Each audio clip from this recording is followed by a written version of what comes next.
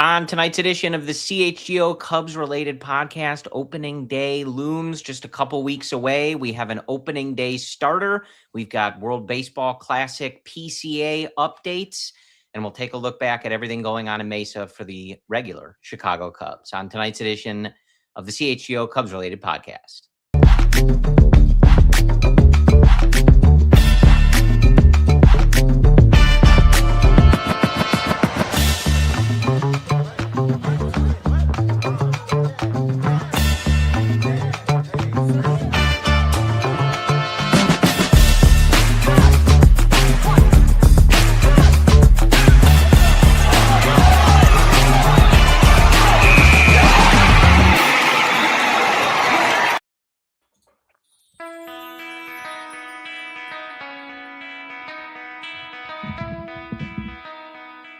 This is the CHGO Cubs-related podcast. My name is Corey. I am joined, as always, by Brendan.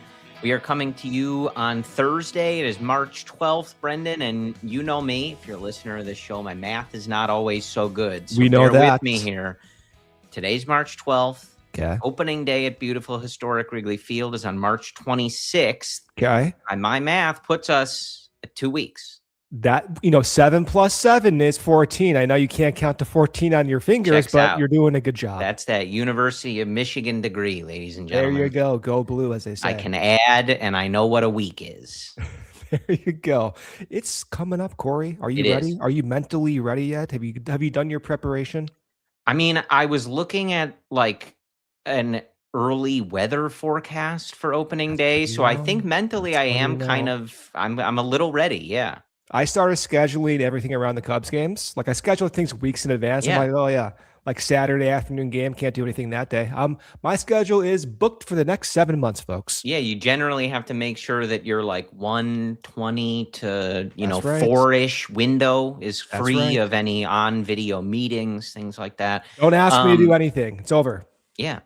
So on tonight's episode, we'll take a look at PCA hitting some bombs in the World Baseball Classic. We'll talk about, other performances there. Javi Assad, obviously pitching for Mexico. Jameson Taillon for Canada. We will take a look at everything going back on in camp in Mesa. Updates there, a couple of injuries that the Cubs are sorting through, in particular, Jordan Wicks, Porter Hodge, and how that may affect the roster construction. We'll keep an eye on the outfield battle with guys like Dylan Carlson, et cetera, et cetera. Where I want to start, though, Brendan, on opening day in a second, because we do have news there. I just want to ask you generally, vague question. Let's say, when the Cubs were in the playoffs last year, it's a tournament, right? Yeah. It's set up. There's rounds. There's rules to how it goes. On a scale of 1 to 10, do you generally feel that Craig Counsell, going into said tournament, knows what the rules are of that tournament? I would imagine yes, but listen, you never know. It's really hard to remember all the rules. So when it's your job. When it's your job, it's even harder. You got a billion things going on. The rules are an afterthought, right, Corey? Apparently. My answer is 10. I'm pretty confident that Craig Counsell knows the rules of said tournament. Whenever I'm wrong going forward, I'm just going to say, I misspoke. Yeah. I just misspoke. Sorry. Yeah. I knew I just misspoke. Whoops. Anyway, that was not about anything in particular, just a vague reference. Relevant. So getting to opening day, though, we find out this week that Matthew Boyd is going to be your 2026 opening day starter. He gets the nod. Very happy for him. I mean, if you've listened to any number of interviews with him, I know our guy Jared Willis did a nice piece on him and the philanthropic work that his family does. But I think definitely something that Matthew Boyd appreciates this, and how much that matters to fans. I don't know, but he definitely appreciates this. It's not a thing that he will take lightly. And I want to talk more about Boyd and, who the opening day starter is, who the opening day starter maybe will be, years from now, et cetera, et cetera. But with the knowledge that it is Matthew Boyd, Brendan, you're talking about, are you ready for the season? Are you prepared? All this other stuff. we have a matchup. We can break it down. We can anticipate the Cubs lineup now, because it will be Matthew Boyd for the Chicago Cubs and Cade Cavalli, right-hander, for the Washington Nationals. Cavalli with a 4.25 ERA in the 2025 season. So there you go. I mean, we can break down a matchup. We can get into the lineups a little early, but we can talk about platoon matchups. Should we have Michael Busch bat first or fourth here, Corey? I have not dug into Cavalli's platoon splits, but presuming we're loading the lineup with lefties. Yeah. Don't even tempt me. I will say, of all the guys I had hoped to get the nod, now Cade was on my mind, but it was Matthew Boyd. Yeah. The reason Matthew Boyd's 35 years old, to your point, been around for a while, deserves it. Last year, 174 innings pitched, by far his most since 2019, a 3.2 ERA, 3.5 Fangraphs WAR. He was the most workhorse-esque pitcher on the roster last year. He deserves it. And he really did settle down there towards the back few weeks. I know he had that one rough start in the playoffs, but came back and did rebound. I am very happy for Matthew Boyd. He deserves it. Also, listen to how Pete Crow Armstrong talks about Matthew Boyd, especially with their All-Star Game experience last year. You know that Boyd is the ultimate professional. You mentioned the philanthropy. He's the ultimate teammate, the ultimate professional. And you want to see guys like that get rewarded, especially for something not meaningless. I'm not going to say that, but inconsequential. First game, well-deserved. Looking forward to it. I'm looking at this. Cade Cavalli might have reverse splits, so it's funny that two splits.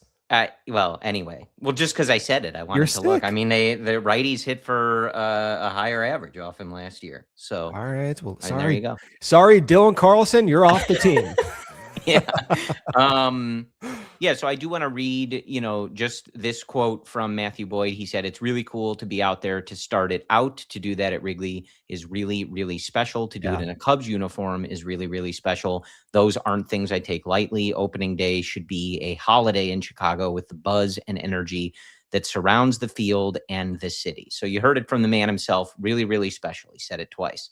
So, and again, just everything you've heard from him and how he goes about things. I think, deep down, he's not just saying that. He really appreciates this. And I think respects the honor of doing it, for such a storied franchise, doing it at Wrigley Field. This is the right call. I mean, he was the Cubs' best pitcher for a good chunk of last season until Cade Horton showed up, and started doing something basically unprecedented. And I think ultimately, this season is going to be interesting because I think if Justin Steele is healthy, I mean, obviously without last year, but generally, I think we would have been operating under the assumption that as long as Justin Steele is healthy, that's his job until somebody takes it from him. He's probably going to be your guy that gets the ball first. This year is going to be interesting because it, I think, hopefully presents this conversation as maybe a much more spirited debate next year with maybe Horton, Cabrera, Steele coming back, being healthy, and maybe there's more of a vying for, who really deserves it. And then you can get into all kinds of arguments about who you're rewarding, et cetera, et cetera. But I think for now it's the right choice. And I'm glad. I'm glad to hear it. And like I said, more than anything, I was like, all right, there you go. We have a matchup. We have a game to get ready for. Yeah, I will say my first reaction was, man, it would have been cool to see Cade get it. He's got many more years. He'll be your opening starter in 2027, 2028, maybe for the next 4 years if he keeps continuing what he's doing. Boyd, one last thought before we move on. Stuff looks good. No, I know he got lit up in the World Baseball Classic, but the velocity looks good. If you look at the zone profile in those World Baseball Classic games, fastball atop of the zone, the pitch shapes look to be similar to last year. So as much of the age gets brought up in discussion, so far early on, you don't see any off-season age-related decline in the stuff. Across the board, from all the staff, they're looking good. Shota's stuff is up. Cabrera is looking good. Cade Horton is looking good. Tyone had a good start in the World Baseball Classic. The velo may need to inch up a little bit, but generally most of the pitchers look, if not the same as last year, a little bit better. Yeah, it's good to see. I mean, again, we mentioned a couple of the, injuries in the relief side, but generally, like, guys look healthy, feeling good, and that's all you can really ask for, is that they're in the right spot come the regular season, and then you take it from there with the major league team. Were you, I mean, I know they were losing and the tournament is a little convoluted at times, but how like jacked up were we when PCA is hitting those home runs? Oh my God, man. I mean, the style with which he hits the home runs is what caught my eye. The first home run was a 72-mile-per-hour changeup.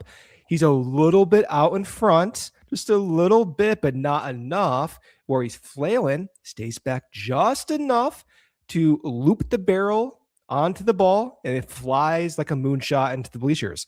The second home run he hit was in mid-80s breaking pitch, not in front, right on time, exploded through the ball. You had two different versions of the swing.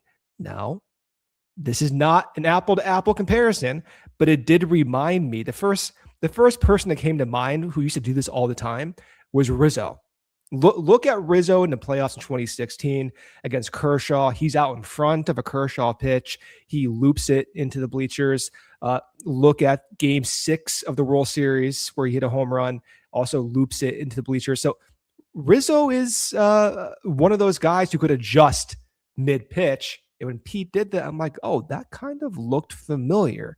Now, has he done that in the past? We'll have to go back and see. But good to see that Pete's adjusting, literally, mid-pitch and hitting home runs. Yeah, I mean, and look, it's just like nice to see them have moments like that in a spotlight like this. And he had struggled for the most part ahead of those, or before those two home runs, but just nice to see him get those moments. It's the same as spring training, like what his average is or anything like that. It's like whatever. Like it's a tournament. It's in March. But it's cool to see him have those moments. I think overall we've talked about it, but just like having this experience, being around players of this quality, players who have reached that ceiling, something that he's really trying to do and maintain consistency in. So I'm just happy he's around it, and nice that he has a couple moments that he can hang his hat on, look back on. Because you never know. Like sometimes guys don't get a lot of playing time in these things. They get a handful of plate appearances or, one outing as a pitcher. And if it goes poorly, then they go back to spring training, and that's kind of all they had. That's all they did. He's got a great coaching staff too. Very detail oriented, explains all the rules nonstop. So it's a good experience. Oh, man. Yeah. It does make you appreciate Craig Counsell. I'm glad there's not any record of me anywhere like clamoring for Mark Derosa to be the Cubs manager or anything like that. Like that's all I would say. Yeah. I like Derosa, man. I thought he was very fun in 2008. Yeah. So, yeah. Anyway. Back to the World Baseball Classic. Yeah, cool to see him have those moments. And, look at for a moment, I think the way it ended up playing out with who won and who didn't, it didn't literally end up mattering.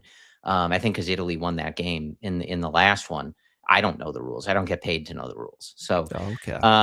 But it did, I see it in our YouTube chat. Random Thunk said, I thought PCA was going to single-handedly drag the USA to a win there. And, well, in my mind, he did. So, Well, and at certain times, the run differential mattered. The amount of runs scored mattered. So it it was cool for a moment. It felt like, hey, PCA might be saving this. Yeah, it didn't end up, I don't think, literally working that way. But it was cool that he had those moments. Exciting. And I look forward to the rest of the tournament. I mean, as you and I talked about, like some of these other crowds are amazing. The Dominican Republic game is awesome. Gosh, man. It's just incredible television. Sure. Watching those celebrations, the guys come out of the dugout. So I really enjoy all of that. Look forward to the rest of it. Maybe PCA, Alex Bregman, somebody has a hero moment in them now that we're in this next round.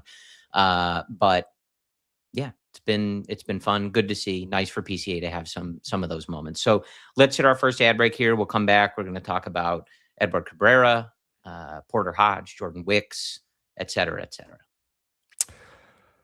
Okay, what if your Wi-Fi just worked? I'm talking no buffering, no dropouts, no fighting for bandwidth, and what if the price stayed the same for 5 whole years? That is the Xfinity 5-year price guarantee. Imagine Wi-Fi that actually thinks ahead, a network that's smart enough to find and fix problems before you even notice them. You're streaming the game in the living room, someone's on video calls upstairs, someone else is gaming in the bedroom, and somehow it just all works. Every device, every room in perfect harmony for 5 whole years. Here's the best part. No annual contracts, no hidden fees, and Xfinity's best equipment is included because a lot can change in 5 years. Championships are won, records are broken, dreams get bigger, but your Wi-Fi, that should stay reliable and the price should stay put. Lock in your price, unlock the possibilities with Xfinity. Learn more at xfinity.com.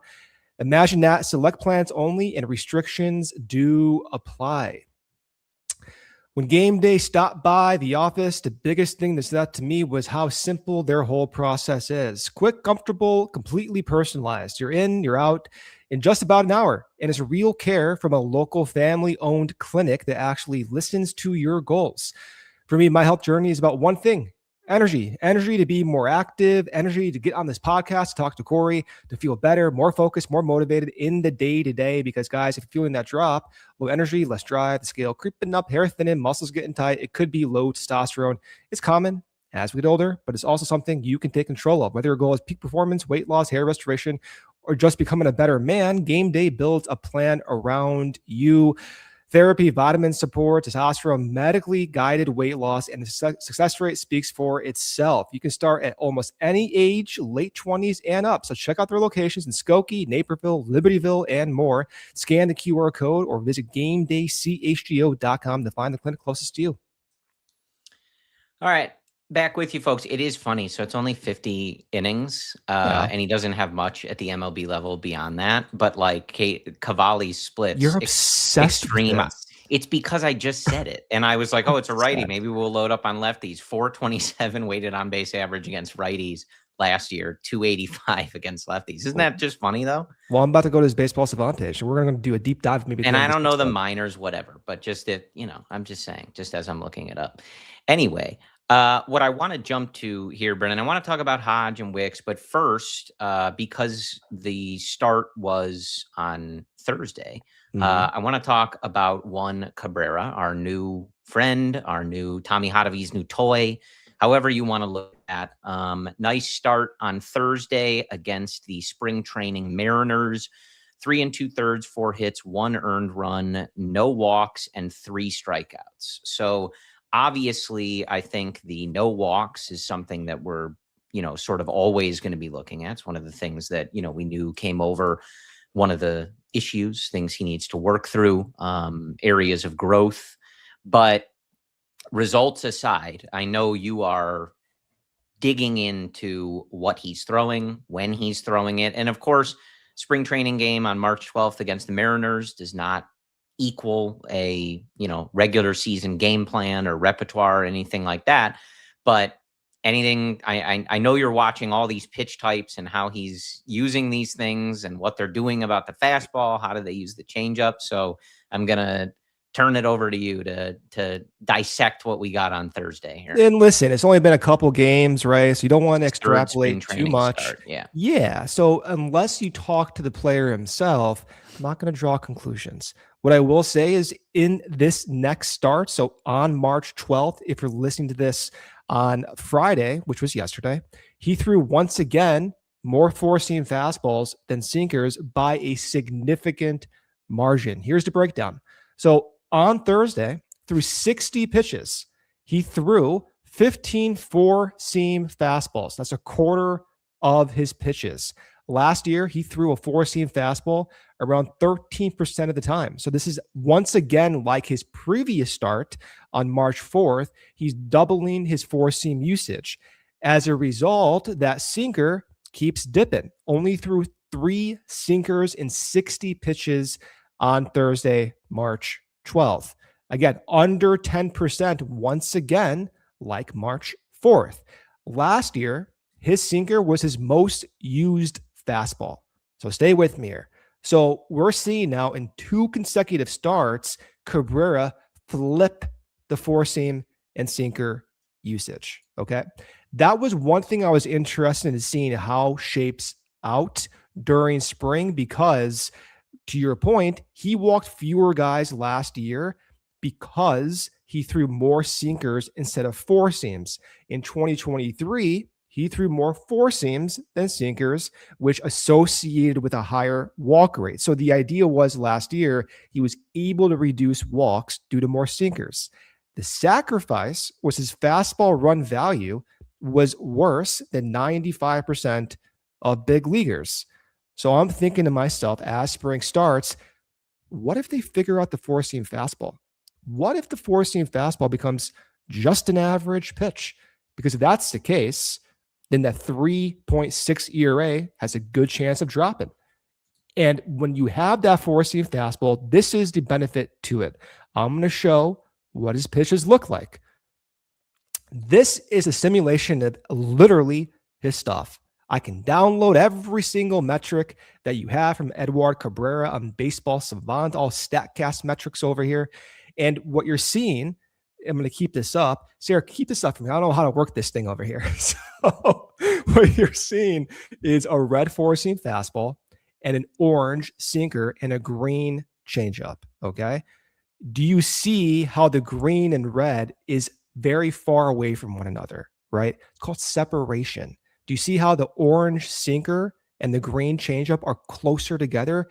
That's minimal separation. Typically, that value on that changeup increases as a function of separation from your four-seam fastball. If Cabrera can keep that four-seam fastball in the zone, at least according to historical pitchers, you're more likely to increase the run value of those pitches. That's why I'm dialing in on his four-seam fastball. If he has feel for it, there's a realistic chance that the value on that pitch and the changeup actually gets boosted. So keep following that trend as we inch towards opening day. Cool. Yeah. And if you're listening on your podcast feeds, obviously, Brendan tries to articulate what we're looking at, but over on YouTube, he does often have graphs, and now he's making pitch simulators. So he's taking things to the next level. I don't know where your usual crowd of graph fans is in our YouTube. I got a whole 10 people who are looking forward to him.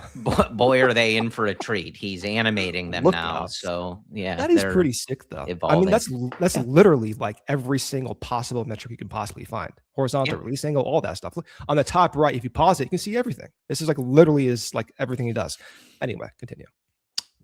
Yeah, no, I mean, and again, it's going to be fascinating. I mean, the results have obviously been good so far in the spring, and so much as you care about that. But more importantly, looks healthy and stuff looks good, and it's going to be as we've said, it may not be an immediate significant thing, but just to sort of see how the Cubs utilize a very talented and interesting repertoire of pitches, and just how we kind of, I think that first game is going to be really interesting, and just to see how they're calling pitches, how they're attacking each at bat, how things change, as he's going through the order, second, third time, potentially. It's just going to be very interesting. If you're a student of those things, it's an interesting project, especially like, again, it's a tournament, whatever, but you're watching Owen Casey, playing pretty well over there for Canada in the World Baseball Classic. So it does those results, same as spring training, but it does remind you, like, it's a big trade for both franchises. Cubs gave up their top prospect. The Marlins gave up a guy with a ton of potential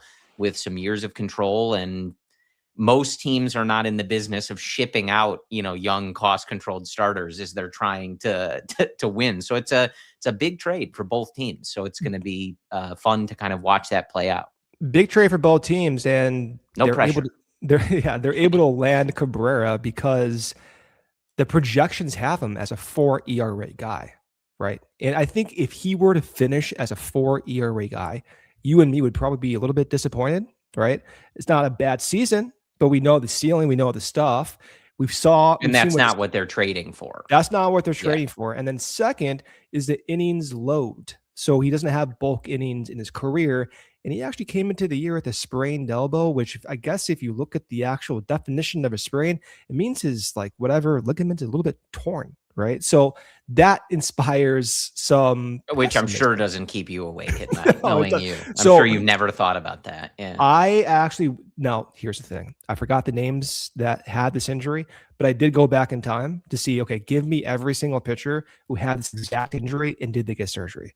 And one name that came to mind was Urban Santana, who had it and like had 200 innings, like year in, year out after the same exact injury. So I'm not going to freak out because there's a hit. Yeah. He's fine. He's going to be like Urban Santana, right? Yeah. But some guys can't pitch through it. And that is the reason why Owen Casey was the only significant piece and not Owen Casey and then some for Edward Cabrera.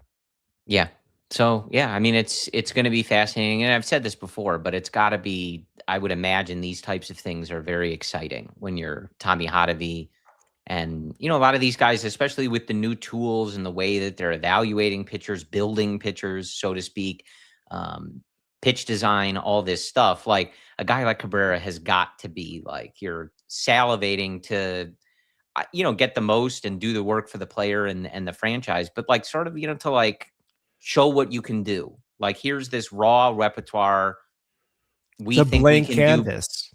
we think we can do better than what the Marlins were doing. Like, and here's your shot to prove it. Now, of course, there's a human being involved. It's not as simple as that. But I just find it so fascinating. It's just such an interesting trade, and especially when we consider how much of the discussion for so many years of Jed was like risk aversion and long-term maximization and stuff. It's all. Do you feel that that's a risky trade, giving up Casey for Cabrera?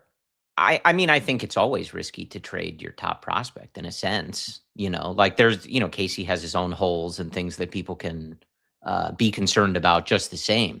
But, you work, you do all the draft work, you do all the prospect work and development work. And just because he's at the top of the Cubs list doesn't necessarily, that's all relative to the rest of the league, of course. But yeah, I mean, I think anytime you give up what is, presumably your best trade asset or young asset, I think there's, inherent risk involved in that. Of course. And to your point, like, I don't think they would be, and maybe this depends on what happens with Owen Casey in his career, but I don't think that they would look at that as a successful trade if he were doing the same stuff, as he did, like, for the majority of the time with the Marlins. Like, they're not going to look back then and be like, yeah, that was a good use of our top prospect to get a guy in, the mid-4 ERA. Who walks a bunch of guys, like the Jose Quintana outcome, right? Like, you just get a guy who you think has a higher ceiling and ends up being around a 4 ERA and guy. You need pitchers like that ultimately, but it's not what you're trading your top prospects to get. No, absolutely not. And I think the way I viewed this deal more recently after the initial reaction, several weeks ago, like, think of, let's say you have a leak, okay? And you get a paper towel, you got to catch the leak. Just bear with me here. Just let me go with this, right? If you have 2 paper towels, 3 paper towels, 4 paper towels, you have a better chance of stopping the leak. The Cubs have like 10 paper towels and pitchers. Each pitcher is a paper towel, if you will, right? Wow. You don't need all 10. You don't, right? But you increases the chances of stopping the leak. Let's say Steele comes back and he's successful. Maybe you don't need Cabrera. You want Cabrera. I want Cabrera. Jed wants Cabrera. But the way that you layer on these different risk profiles, it increases your odds of stopping whatever leakage, whatever breakage you have in the rotation. I like that metaphor. It works for me as long as I can, finish. Then, when we think of pitchers like John Lester, they are the bounty. That's right. Triple ply. Like, you only need the one sheet of that guy, right? You just need that half sheet and that's it. That's it. I got to tell you, I didn't think we'd get a paper towel analogy, but I do think it works. I get it. I appreciate it. So, all right, let's hit our second ad break here. When we come back, I want to get into just an update, Jordan Wicks, Porter Hodge, and any implications on the bullpen from there. Okay, let's do it. Sling TV is one of the most flexible ways to watch live TV. With the college basketball tournament coming up, Sling TV gives you access to the games and more control over how and where you tune in. Check this out. Sling has flexible 1, 3, or 7-day pass options. That means instant access to live TV for the men's and women's tournament. You can get a day pass starting at just $4.99, and Sling is celebrating the chaos that everyone loves about the tournament. They are making it more fun to root for the underdogs this year. If you purchase any pass from Sling and the 12 through 16 seed makes it to the round of 16 in either the men's or women's tournament, guess what? Your next day pass is just $1. Get signed up at sling.com/underdog. Live TV your way. Learn more at sling.com/underdog. No purchase is required. To learn more and see the full rules, visit sling.com/underdog. If underdog wins, you win too. Okay, new vehicles are in stock at Ray Chrysler Dodge Jeep Ram, and this is your chance to score big during the Car Clearance Madness event. Head to Ray CDJR and Route 12 in Fox Lake and shop one of the largest inventories in the Chicago area with a huge selection of new Chrysler, Dodge, Jeep, and Ram models to go. Right now, take advantage of 0% financing for 72 months on select new vehicles. If you're looking for value, they've got over 125 vehicles priced under $20,000. From the moment you walk in, their team of brand experts is there to guide you every step of the way, making the process simple, transparent, and actually enjoyable, because at Ray CDJR, affordability matters. With Ray's price promise, there are no add-ons and no hidden fees. The price you see, that is the price you pay. It is really that simple. Visit Ray Chrysler Dodge Jeep Ram on Route 12 in Fox Lake, or shop online at raycdjr.com, serving the community since 1963 and the only dealership we recommend. All right, Brendan, back with you here, and want to talk about Porter Hodge and Jordan Wicks. Both are going to begin the season on the injured list. Porter Hodge shut down for a few weeks with a flexor strain, and Sucks. Jordan Wicks, who's been out for a little bit with some nerve irritation, delayed, and will not be ready for opening day. Now, Brendan, like both of these guys, like I don't know. Hodge is such an interesting case because we've seen him at his best, a guy that we were looking at potentially to be the Cubs closer. Certainly at times when he was at his best was the best reliever the Cubs had. But that is not all of the time. That does not tell the full story, especially recently. Wicks, someone we've seen in long relief. We've seen him start. We've seen him as depth, maybe that next man up from Iowa at times. If the Cubs needed an emergency starter or, whatever befalled the many paper towels in the Cubs rotation, See, they need another one. So I just want to talk about the implications there.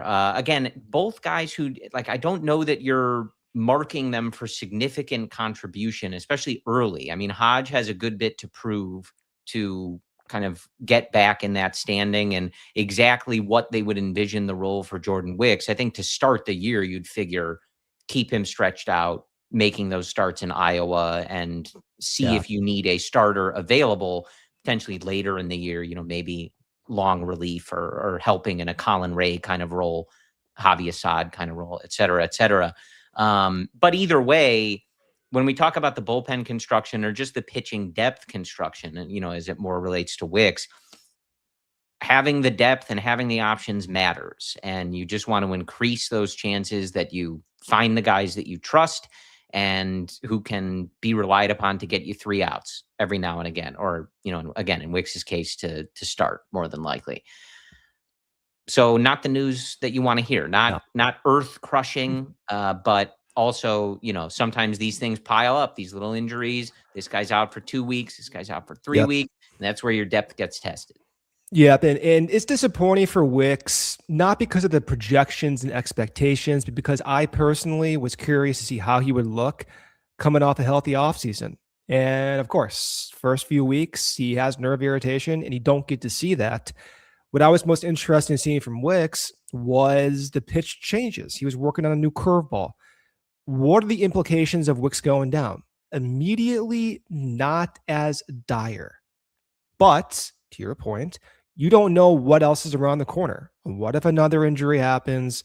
What if 2 injuries happen? Then it becomes one of those situations where you have to plan for the other worst case scenario.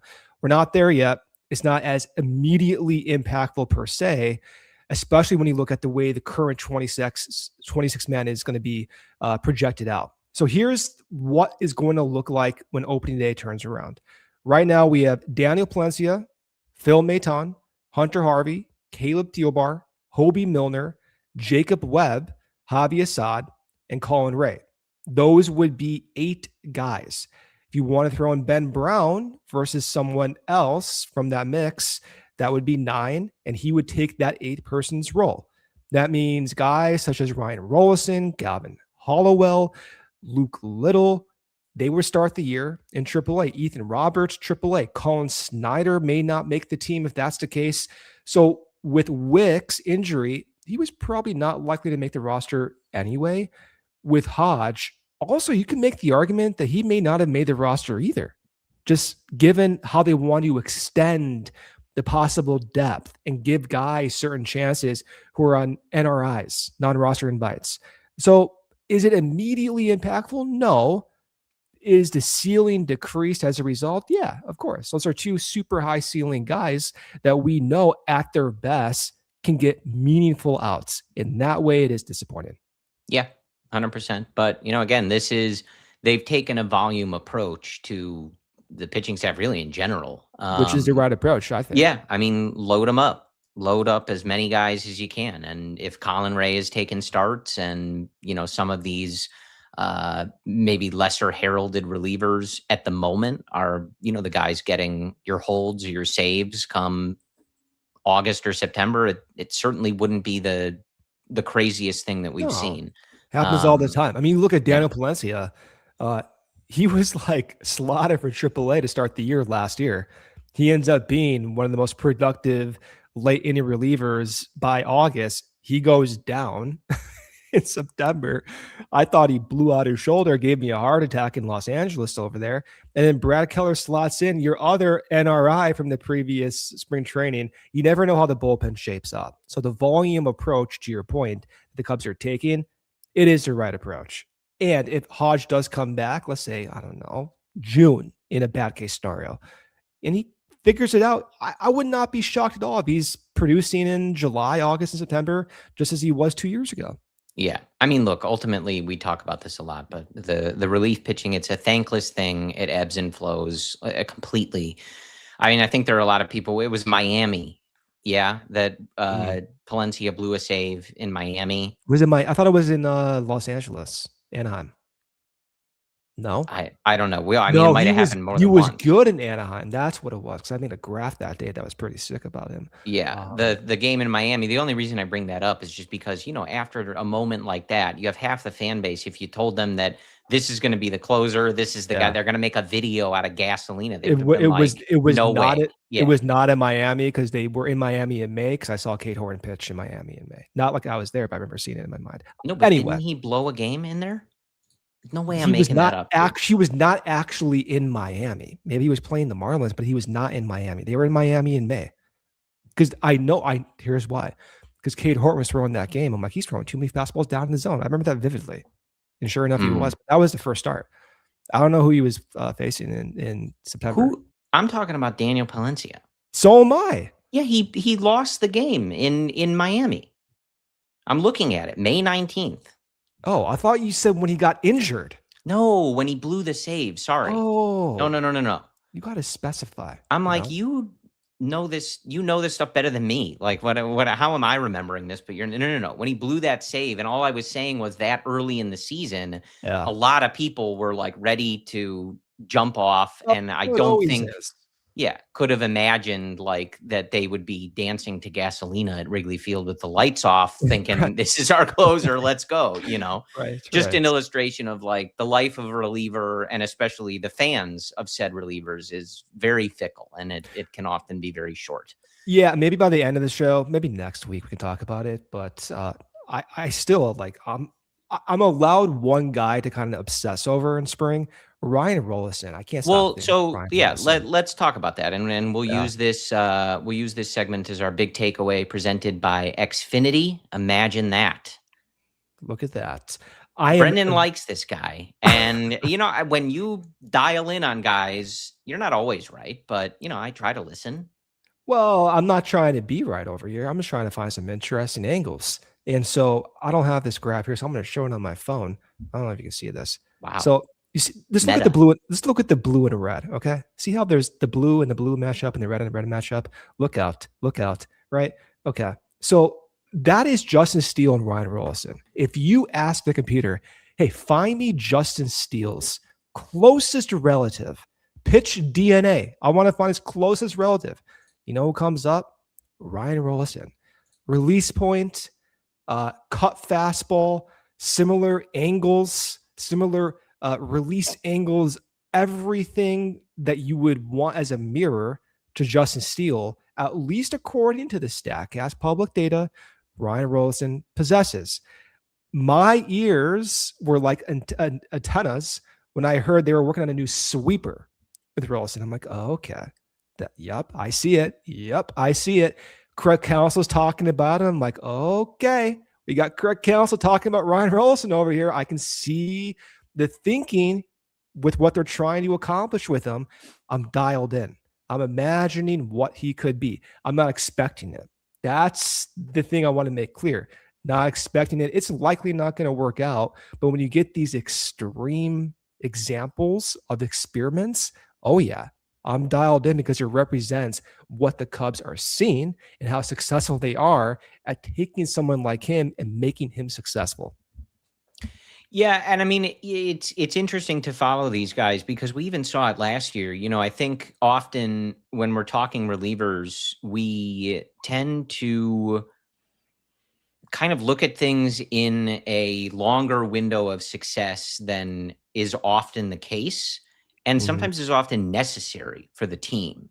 Like the Cubs, like seeing what they got out of a guy like Drew Pomeranz or Chris Flexen, like you don't necessarily need those guys to be consistent and all of a sudden they're, top tier relievers for the next 5 years, Brendan. For the Cubs purposes last year, they needed it for a couple months. And I think it does help sometimes to contextualize that. Not that it's to suggest that some of these relievers are just lightning in a bottle and they're getting lucky for a couple months or whatever, but it's such it's such a changing process that even if you can get success out of a guy for just a month, a handful of outings, that goes a long way when they talk, Tommy Hodge, Craig Counsell, and they talk about they got a lot of outs to get, they got a lot of the innings to eat.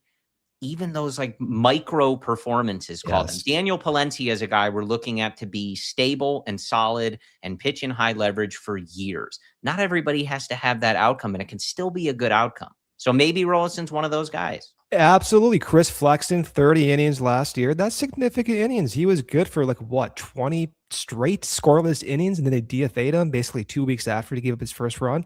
Life is tough, but the 30 innings makes a big difference. You want to know how many innings you need to get in a full season?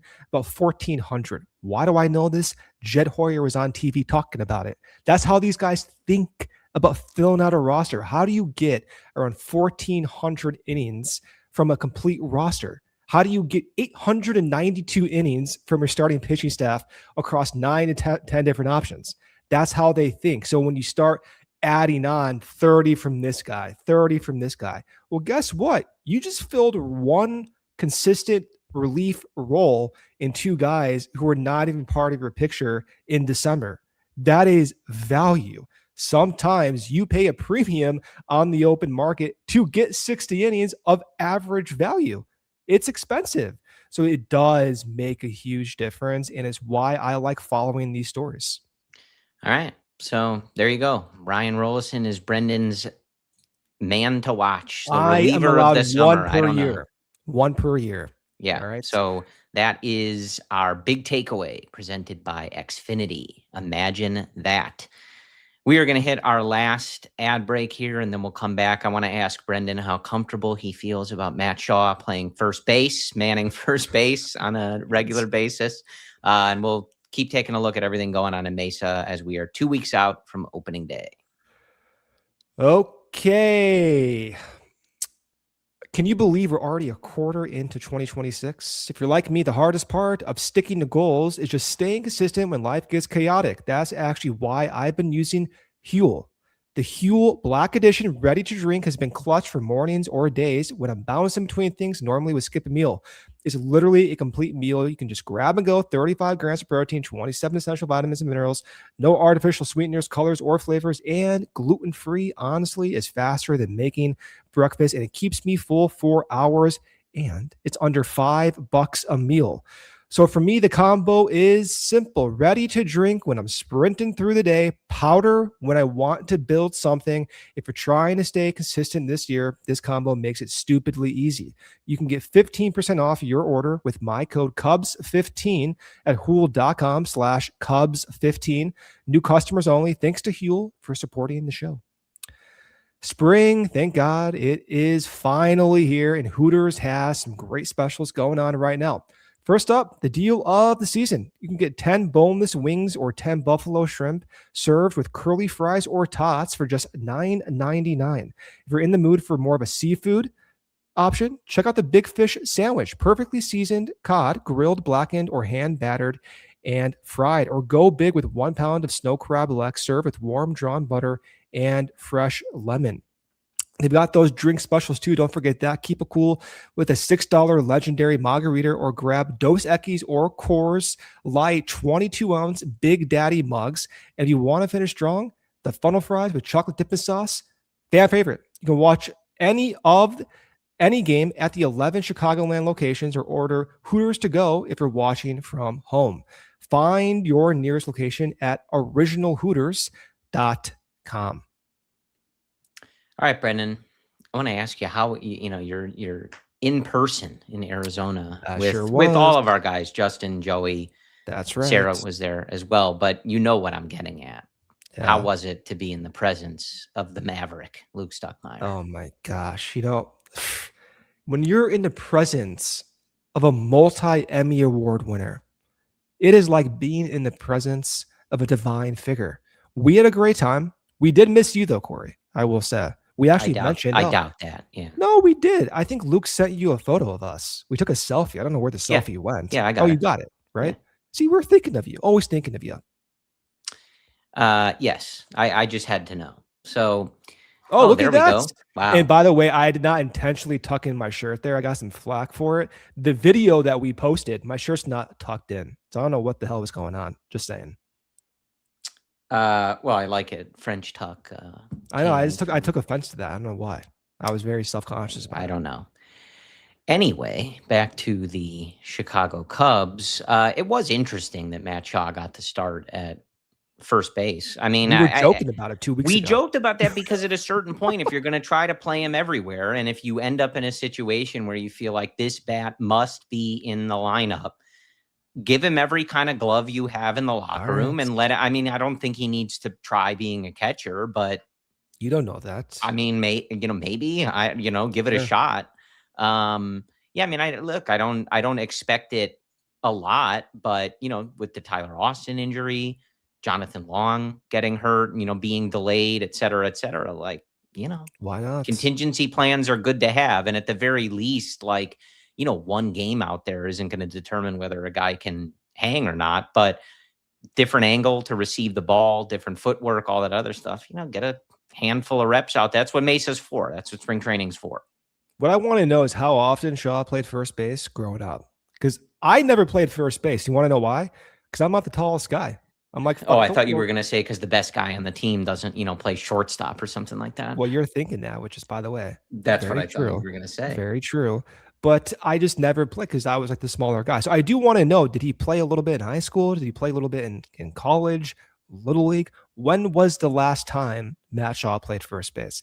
It is difficult with the footwork. You try to go mess around out there. You're shuffling around. You're trying to find where to put your foot in the on the bag. It can be challenging. So I was genuinely surprised to see Shaw there because, yeah, we're joking about it. And, yeah, it is kind of funny. But truthfully, it is a difficult position to learn when you've never played it. Yeah, I understand that, but it is interesting. I love them, throwing stuff around. I have no issue with them. I always thought Hap would just play first base. Like he's done it in the past. Like if you need an emergency first baseman, just put Hap there, I guess it's Matt Shaw. Matt Shaw needs a home, so they're trying to Sure. find one for him. Sure. All right, last 10 minutes here. I mean, anything I'm curious, we talk about some of those bullpen or pitching staff, depth injuries. We've got some positional player depth injuries. Anybody standing out to you in spring that is maybe one of those bubble guys on the roster? Some of those final outfielders in the Carlson, McCormick, Conforto camp, or any of these relievers. Again, like I don't know that Hodge or Wicks would have necessarily been guaranteed a spot on the opening day roster anyway. But just as you're watching some of these other performances, guys that you're feeling like, I think this guy's earned a shot, or I'd like to see it. Two guys, Carlson. I just like the way he's approaching his at-bats. It's spring training. So to get so hung up on results is a mistake. That being said, I just like the way he approaches his at-bats. Now you can look at the 31 plate appearances. You can see, he's had about 13 hits. He's batting .409. But what I like is he's walking in a quarter of those plate appearances. So I think that is encouraging for a guy who is trying to fight for a roster spot, showing just, again, in a small sample, just patience. I mean, this is someone who's trying to make the team, and he's exuding patience at the plate. So I like that. The second guy that I enjoy watching, Hobie Milner. The reason is I can already see him being used in back-to-back days against a tough lefty portion of the lineup. I can also see him being used against right-handed batters, and you're seeing some signs of what's to come. The changeup from that angle should fade away from righties. The four-seam fastball may spike in usage, just like Edward Cabrera. If that happens, you have a guy who can get lefties and righties out. In a weird way, I'm watching Hobie Milner. You know who comes to mind? The name? Steve Cishek. Yeah. Right? And Steve Cishek had Madden away from him. That's right. Well, he's still somewhere throwing 90 innings a year. Let me tell you that, in a different universe. But Steve Cishek was useful against both-handedness. Funky release angle, can get lefties out, righties out. I see a lot of similarities, and also very skinny, lengthy guys, right? I see a lot of similarities in Hobie Milner from the left side. Yeah, I'm more than anything, I think I'm just curious about this outfield battle. It's just an interesting group. Do you have a preference? Do you care? I don't Not think really. so. I mean, it's an interest. I think I'm intrigued maybe more by Conforto or Same. Carlson. I think maybe more Conforto, just because he was more recently very good. That's what's interesting about this group is that, again, in some years, some of these guys competing for these spots are minor leaguers, rookies who don't have any MLB experience. And this is a group where it's different. They have proof of concept, so to speak, but not most recently.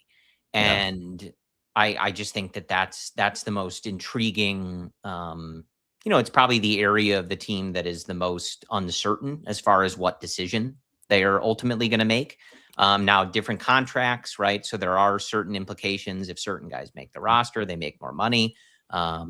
So there's more in effect to it. And I always find it interesting, Brendan, because it does square, I wholeheartedly believe when you and I talk every week about whatever happens in spring training. I don't care about these results, et cetera, et cetera. But this is all the Cubs have for some of these decisions. Now, obviously, they're going to go and look back at past years and prior success and think about how can we tap into this? How realistic is it that we can tap into this, et cetera, et cetera. But, those three guys in particular are new to the organization. They have no frame of reference with this group or this team. And you kind of have to make a decision based on what's going on in this short period of time, which is not a decision that I envy, a baseball front office having to make, because ultimately sometimes you got to let these guys go. You got to let them clear waivers if they're not the one that's making the team. And, likely it's probably not a decision that is so significant in the long run, but there's certainly a reasonable outcome where if we looked in the future, one decision is right and another decision is wrong. Yeah, I think there's a way to make it all work because you do have injuries to Austin. You can see Carlson and Conforto making the team. McCormick can go to the minors. So he does have an option left, and his contract does allow him. Some guys have certain clauses. With him, he can go to AAA, and he would probably actually prefer it because he can get an opportunity likely with his organization. Like last year, the one takeaway on opening day that stuck with me was how they maneuver the positional side around. We had Vidal Brujan on the team for a significant chunk of the year. I thought there was a competition between him last year and other guys trying to vie for the team. They all like made the team. Vidal Brujan like was someone who I already X'd out. Yeah. And he like made, so I think it's going to work. I do think we're going to see both Carlson and Conforto make the team, however it lands. And I guess in a way, I'm not saying it's a good thing because they signed Austin to a major league deal. But for 3 months, whatever it is, he can come back in June healthy. You get kind of a little bit of a runway with Conforto, who just had 20 home runs 2 years ago and a 353 weighted on base average, batting 237. Like, I'll raise my hand. I am very intrigued about that. And then you get Dylan Carlson with the former top prospect status, showing some athleticism, versatility across the outfield. Again, I'm very intrigued by that as well. So I'm not going to say it's a silver lining. I'm not going to say injuries are always like a blessing in disguise. Not going to say that. I am, however, interested in seeing a longer runway for both those guys. Sure. And look, like even a couple of guys that maybe would have had, I think Austin certainly had an inside shot. We've talked about Jonathan Long as well. Those are unproven. Right. Austin's coming back from a different country. Like, he's played at this level before, but what that looks like in 2026 and the opportunities that he might have gotten, it's not a sure thing either. Even if that, still I would look at that as like, I would prefer he have not gotten hurt. I was intrigued to see him get that opportunity and what they could unlock there. But it's not as though they had, these surefire options. So I think it's a good group. There's obvious potential there if they can get it back in some of them. And I'm curious to see how that plays out when they make these decisions, whatever. And yeah, I like your, sort of thought process with like Brujan too. Like some of these guys, it's not always easy to maneuver with options and waivers and stuff like that. But sometimes you're just keeping guys around for one skill, one thing. And, for Brujan, obviously for the most part was speed, it's base running.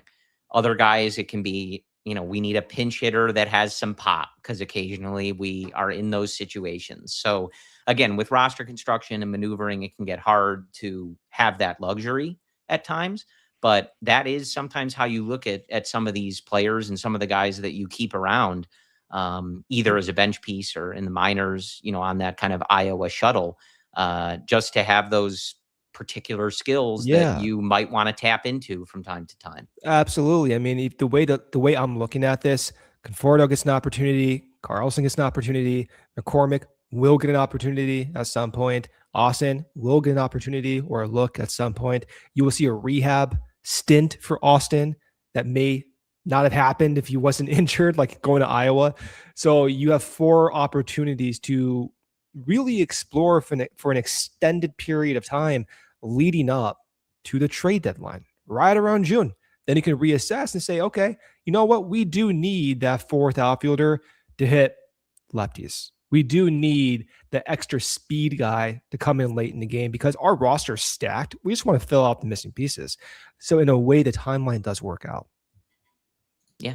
So very curious to see what they do there. And that, of course, is what these last, week and a half or so of spring training is for the Cubs to figure out. I think that's really what we're waiting on them to figure out is, who exactly is making this team in the bullpen and who is finishing off this bench. But otherwise, as we said at the outset, we have an opening day matchup. It'll be Matthew Boyd and Cade Cavalli at Wrigley Field on March 26th. Are you going to the game? Oh, I told you last week. I already got my PTO in, man. So you are going to the game. Gotta be prepared. Yeah, of course. What's the forecast? Probably right now, like 45. Is that what it is? 45. It's been worse, so I'll take that. Well, your seats are like in the shade, so you get the They are. extra 5-degree dip, I think. That's true. Less wind, but yeah. So I mean, your seats are fantastic. Away either from everyone, way, I love as it. I say all the time, I'll get it wrong. If I put on 12 layers, I'll wish I had a 13. I mean, just You put know on what I that mean? Cubs World Series beanie they always talk Yeah. about, and you'll be good to go. Yeah. John Lester jersey, hoodie. So a couple weeks left of spring training. And then, of course, things get underway. The World Baseball Classic. Don't forget to tune in to Luke, Joey, Justin throughout the week. Thank you to our wonderful producer, Sarah. Brendan and I will be back with you next Thursday as we get closer to opening day. And as always, go Cubs. We all silly like the mayor.